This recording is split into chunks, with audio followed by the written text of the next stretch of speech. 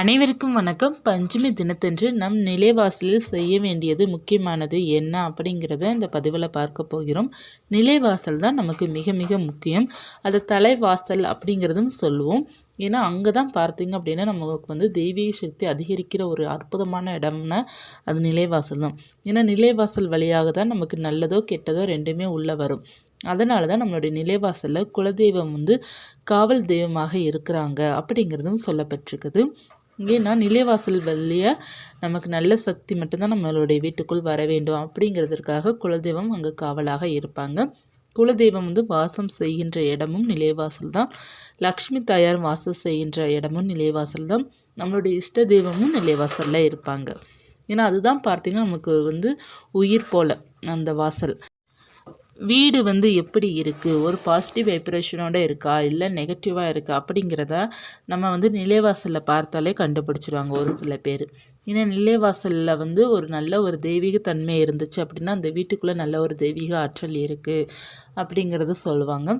அது எல்லாராலையும் கண்டுபிடிக்க முடியாது. ஒரு சில பேர் சொல்லுவாங்க அந்த வாசல், அதாவது நம்மளுடைய வீட்டு கதவை பார்த்தாலே சொல்லுவாங்க வீடு நல்ல ஒரு தெய்வீக தன்மையாக இருக்குது அப்படிங்கிறது சொல்லுவாங்க.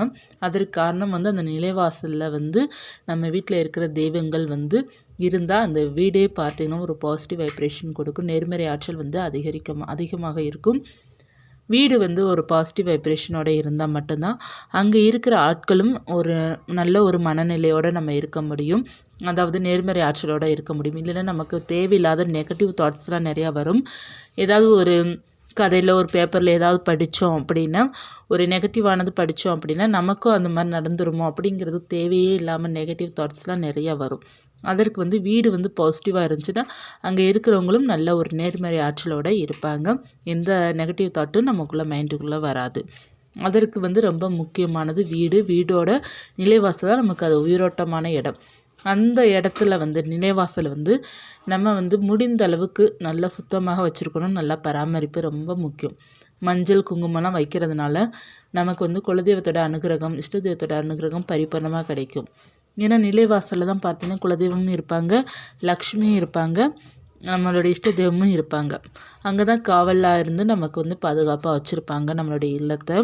அதனால் அந்த இல்லத்தை நம்ம எப்படி அந்த பஞ்சமி தினமோ அல்லது மற்ற பூஜைகள் தினமோ எப்படி பராமரிக்க வேண்டும் அப்படின்னா, எப்போதுமே பார்த்தீங்க அப்படின்னா கொஞ்சம் நம்ம பூஜையை கொஞ்சம் சிறப்பாக பண்ணுறோம் அப்படின்னா, நீங்கள் நிலைவாசலை சுத்தம் பண்ணிவிட்டு கொஞ்சம் ஜவ்வாது பொடி, பன்னீர், அப்புறம் மஞ்சள், பச்சை கற்பூரம் போட்டு நம்ம மஞ்சள் குங்குமம் போட்டு வைக்கணும். மஞ்சள் குங்குமம் போட்டு நிலைவாசலில் வைத்த பிறகு நம்ம மாக்கோலம் போடணும். மாக்கோலம் போடுவது ரொம்ப சிறப்பானது. நம்ம வாசலில் மாக்கோலம் போட முடியல, இது பொடி வச்சு தான், அதாவது கோலப்பொடி வச்சு தான் போட முடியும் அப்படின்னா நம்ம கொஞ்சமாவது மாக்கோலம் போட்டுட்டு அதற்கப்புறம் மற்ற இடங்களில் நீங்கள் கோலப்பொடி வச்சு கோலமாக வச்சு நீங்கள் கோலம் போட்டுக்கொள்ளலாம். நம்ம இந்த நிலைவாசல் படிக்கலையாவது நம்ம சின்னதாக ஒரு கோலம் மட்டும் நம்ம மாக்கோலம் மாதிரி போடுவது ரொம்ப நல்லது. எப்போவுமே நிலைவாசலில் விளக்கேற்றி வைக்கணும். நல்ல ஒரு நாள் வெள்ளி இந்த மாதிரி வர்றதுனால ஒரே விளக்கு மட்டும் நீங்கள் வைத்தா போதும். ஒரு அகல் விளக்கு வைத்தா போதும். ரொம்ப சிறப்பானது. எப்போவுமே மாவிலை தோரணம் நம்ம கட்டணும். மாவிலை தோரணம் கட்டுவது ரொம்ப நல்லது. நம்ம வீட்டில் நல்ல ஒரு நேர்மறை ஆற்றல் அதிகரிக்கும். நமக்கு நல்ல ஒரு பணவரவும் இருக்கும். வீடு பணத்தடி நீங்குவதற்காக இதெல்லாம் நம்ம செய்ய வேண்டும். நம்ம வீட்டில் கட்டாயமாக மாவிலை தோரணை கிடைத்தால் கட்டாயமாக கட்ட வேண்டும். அப்படி இல்லை என்றால் நம்ம பூக்கள் இருக்குது பார்த்திங்களா, கதம்பம், சம்மங்கி, இல்லைன்னா நம்ம கொஞ்சம் மல்லிகைப்பூ, அது ஒரு கன்னி, அதாவது கொஞ்சமாவது நம்ம நம்ம நிலைவாசலில் கொஞ்சம் வச்சிடணும். வைக்கிறது ரொம்ப நல்லது. தீப தூபாரதனை காமிக்கணும். அதாவது பத்தி, சாம்பிராணி நம்ம நிலைவாசலுக்கும் கட்டாயமாக காமிக்க வேண்டும். இந்த பஞ்சமி தினத்தன்று நிலைவாசலில் என்ன செய்ய வேண்டும் அப்படிங்கிறத நம்ம பார்க்கலாம். முதல்ல நிலைவாசலில் மஞ்சள் குங்குமம் போட்டுலாம் வச்சுக்கோங்க. மாக்கோலம் போட்டுக்கோங்க. அந்த கோலத்தில் நடுவுலேயே மஞ்சள் குங்குமம் போட்டு வச்சுட்டு ஒரு விளக்கு ஏற்றி வச்சுக்கோங்க. ஏற்றி வைத்துட்டு ஒரு கண்ணாடி டம்ளராக எடுத்துக்கோங்க. ஒருவேளை கண்ணாடி டம்ளர் இல்லைன்னா பவுலாவது எடுத்துக்கோங்க. கண்ணாடி பவுல் தான் நமக்கு தேவை. ஒரு கண்ணாடி டம்ளர் எடுத்து வச்சு அதில் ஃபுல்லாக தண்ணீர் நிரப்பிக்கோங்க.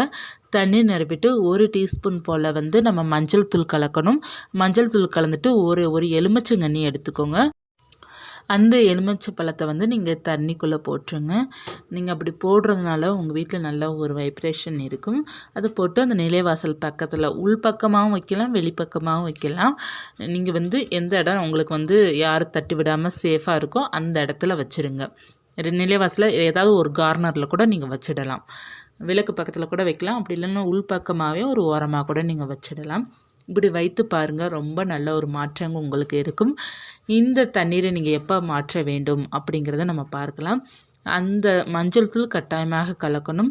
கலந்து எலுமிச்சப்பழம் போட்டு நீங்கள் ஒரு ஓரமாக வைத்துட்டு 3வது நாள் அல்லது 5வது நாள் எடுத்து கால்படாத இடத்துல அந்த தண்ணீரும் அந்த எலுமிச்சை பழத்தை நீங்கள் போட்டுறணும்.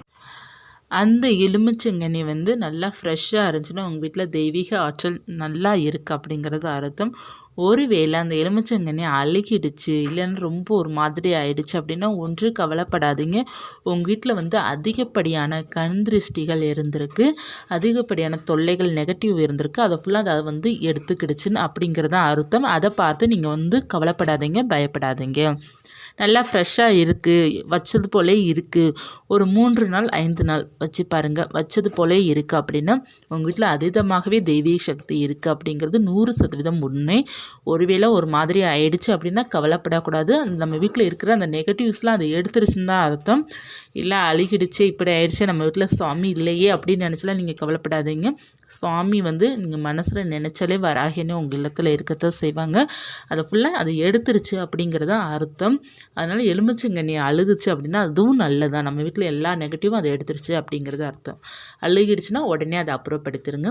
அழுகாமல் நல்லா இருக்குது அப்படின்னு 3வது நாள் அல்லது 5வது நாள் எடுத்து நீங்கள் வந்து கால்படாத போட்டுருங்க. நல்ல ஒரு குட் வைப்ரேஷன் உங்கள் வீட்டுக்கும் உங்களுக்கும் இருக்கும். அதற்கப்புறம் வந்து உருளி வைக்கிறது ரொம்ப நல்லது. உருளி வைக்கிறது அப்படிங்கிறதுன்னு என்ன அப்படின்னா, நம்ம வந்து ஒரு உருளிக்குன்னு ஒரு பாத்திரம் நம்ம கிடைக்கும், மண்பானையிலையும் கிடைக்கும், நம்ம பித்தளையிலையும் நம்ம வச்சுருப்போம்.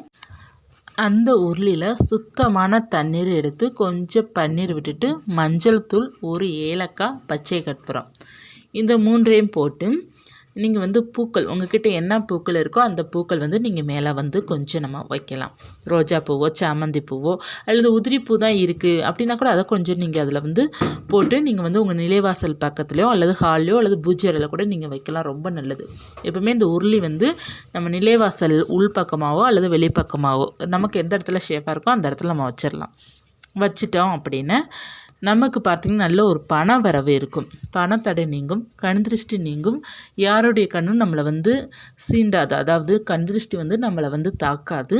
இந்த உருளி வைக்கிறது ரொம்ப நல்லது. அந்த நாளன்று உருளையும் வச்சு நீங்கள் வழிபாடு செய்யுங்க.